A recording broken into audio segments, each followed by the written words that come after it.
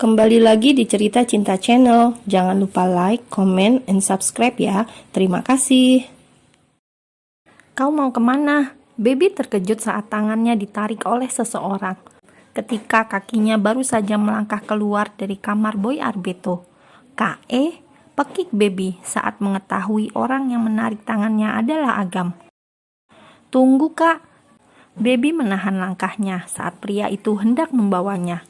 Kita mau kemana? Kita pulang. Tidak kak, aku tidak mau. Baby tidak ingin kembali ke mansion Matteo karena di tempat itu dirinya akan terus merasa takut Agam akan melakukan hal yang tidak-tidak. Ditambah Baby juga takut jika kebohongannya akan terbongkar dan membuat pria itu marah. Kita harus pulang, Baby. Tidak mau.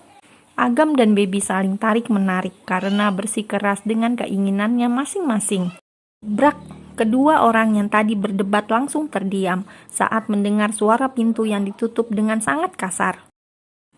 Kalian sedang apa? Cepat kita ke ruang makan, karena makan malam sudah siap, ucap Boy lalu berjalan melewati keduanya begitu saja dengan wajah yang kusut dan datar.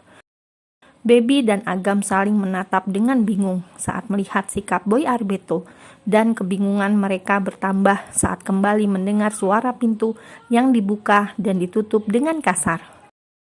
Kalian jangan diam saja di sini, ayo kita makan malam. Tita menarik tangan Baby, membuat Agam hanya bisa diam dan menghela nafasnya dengan kasar saat rencananya untuk membawa Baby pulang ke mansion Matteo gagal lagi. Sepertinya kami memang harus melakukannya di mansion utama, gumam Agam dengan seringai tipis di bibirnya. Suasana di ruang makan yang ada di mansion utama itu terasa mencekam dan begitu hening, karena keempat orang yang ada di ruangan tersebut memilih diam. Bahkan setelah makan malam itu selesai, keempat orang tersebut masih duduk diam di tempatnya masing-masing tanpa ada yang bersuara, seolah menunggu salah satu dari mereka untuk berbicara lebih dulu. Brak!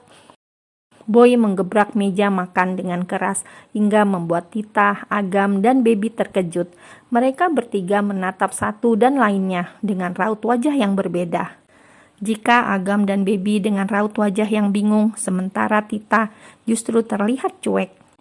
Kak, kau kenapa? Akhirnya Baby memberanikan diri untuk bertanya, karena sejak tadi kakaknya itu bersikap aneh.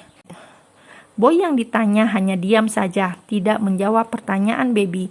Ia justru menatap Agam dan meminta pria itu untuk menemaninya di ruang tengah. Sementara Agam mau tidak mau menemani Boy Arbeto saat melihat wajah sepupunya itu yang sedang tidak bersahabat alias sedang marah. Kak Tita, kalian masih bertengkar? Tanya Baby setelah suami dan kakaknya tidak ada di ruangan tersebut. Ya begitulah, jawab Tita dengan santai. Oh my god, Baby menghela nafasnya dengan kasar. Ia tidak menyangka pertengkaran di dalam kamar tadi ternyata masih berlanjut hingga ke meja makan. Sudah, kau tidak perlu memikirkan pertengkaran kami. Bagaimana kalau malam ini kau tidur di kamarku? Baby berpikir sejenak, lalu menganggukkan kepalanya dengan cepat, karena ini kesempatan baik untuknya, agar tidak satu kamar dengan Agam Matteo. Mereka berdua pun berjalan meninggalkan ruang makan, menuju kamar pribadi utama yang ada di mansion tersebut. Tunggu kak, Baby menahan langkahnya saat melewati ruang tengah. Lebih baik kita izin dulu pada Kak Bi, aku tidak ingin kakakku marah saat tahu aku tidur di kamarmu.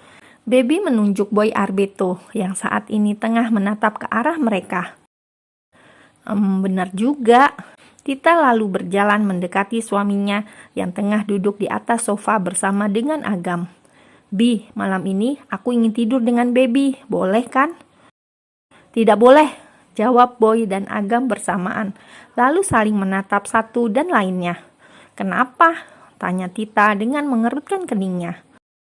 Sayang, kau lupa mereka itu pengantin baru, jadi kau tidak boleh mengganggu mereka, jawab Boy dengan berbohong, karena sebenarnya dia tidak ingin tidur terpisah dengan istri tercintanya.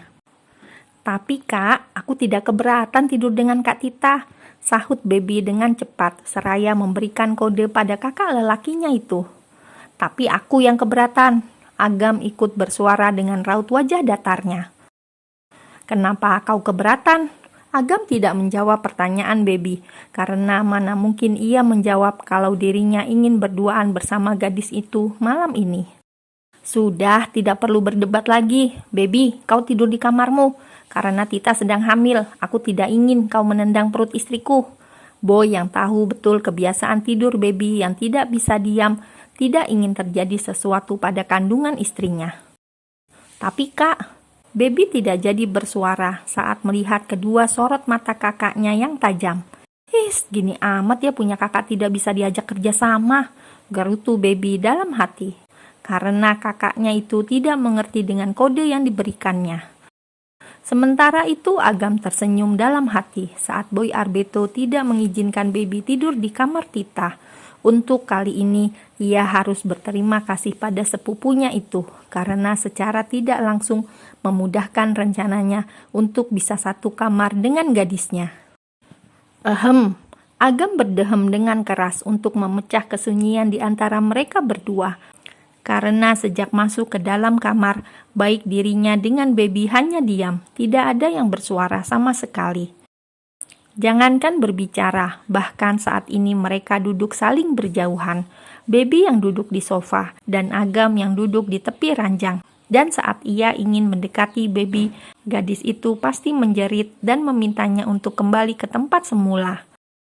Duduk di sini, Agam menepuk sisi ranjang yang didudukinya.